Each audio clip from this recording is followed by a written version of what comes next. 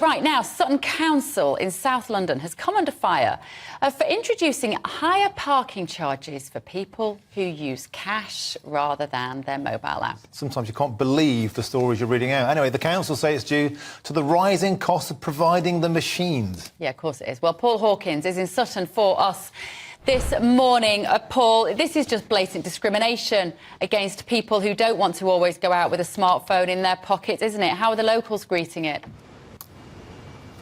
Yeah, well, a mixed opinion, I would say, and indeed the RAC are echoing your view, Bev, which is that they're calling it discriminatory. The government say that it is digitally excluding certain people who want to use cash or who don't want to use a smartphone. Just to give you an idea of the parking charges, this is in South London where we are in Carshalton, which is part of the London Borough of Sutton. So it's up to an hour, £3 if you use the app. If you want to use cash, which is, by the way, the machine, which does take cash, if you want to use the app, though, it is 80p less. So it's more if you use cash, less if you use the app. But London Borough of Sutton do say that it costs to maintain these machines, and it costs as well to move the cash around, so they have to pass those costs on.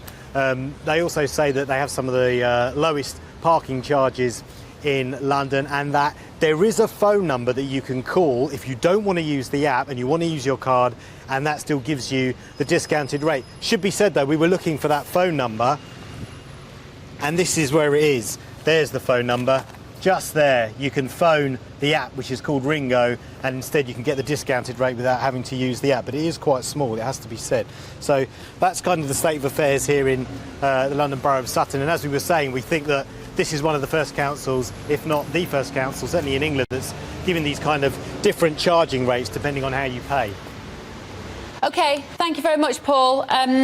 As you will know at home, thanks, Paul, we have got a campaign, Don't Kill Cash, of which we are very proud. Yep. And at the moment, we have 245,000 signatures. That's right, so just 5,000 more signatures for $250,000. You know what to do. I think there's a QR code.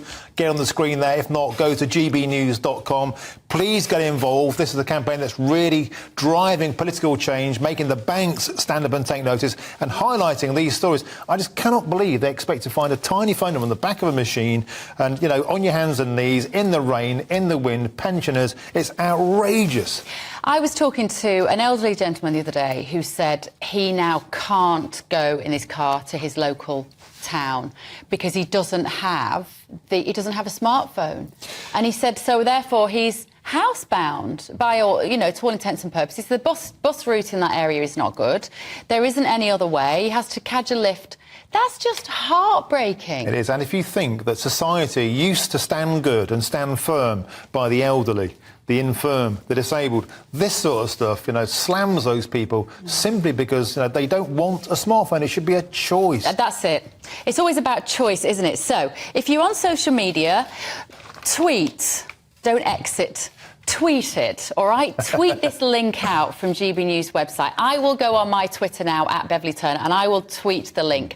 GB News Twitter account will also tweet the link.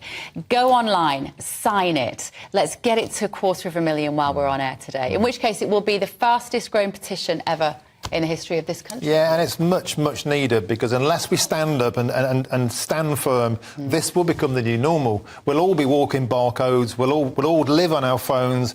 You know, they want to control us, they want to tax us, and I think we just have to just stand and resist. I know. And it's easy to think this is just about, it's just convenience. Oh, Bev and Martin, no, it's what not. are you banging on about? It's more convenient to use a phone. And there will be a younger generation, my kids, who would quite happily use their phone. But where next? Where next? We've got to be thinking all the time what this means. You just become a data set. No longer human beings, just merely numbers in a data set. The old Tony Blair model. We're all walking barcodes.